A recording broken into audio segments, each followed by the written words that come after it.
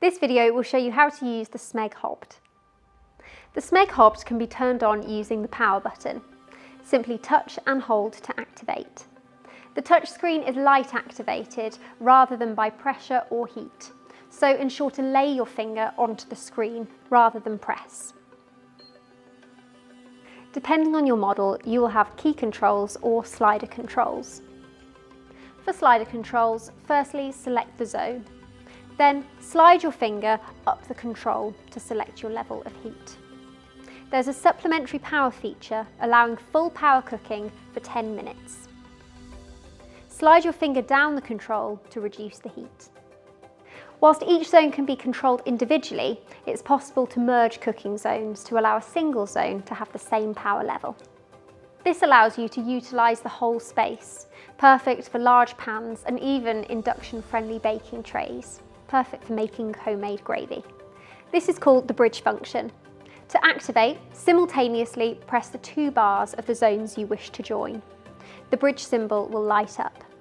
It's now possible to control the temperature of the whole multi-zone via one slider control. On some models, there are automatic programs. These are indicated by a cooking pot symbol on the control panel. Press the symbol to activate the function. The symbol with a single line automatically brings the zone to a melting or defrosting setting at 42 degrees Celsius. Ideal for melting butter and chocolate gently. Select twice for the symbol with 2 lines. This function heats at 74 degrees and is perfect for keeping food warm prior to serving. Finally, the symbol with 3 lines is the simmering function at 92 degrees. Below boiling, it allows liquids to simmer at a gentle rate. Regardless of the model, the Smeg Hobs comes equipped with auto vent technology. Smeg's innovative auto vent system connects the hob to the hood. This controls the extraction fan speed and selects the power based upon the temperature of the hob. This is set to come on as default, but can be manually altered or turned off. In addition to 8 extraction levels, there are 2 power functions, Intensive 1 and Intensive 2.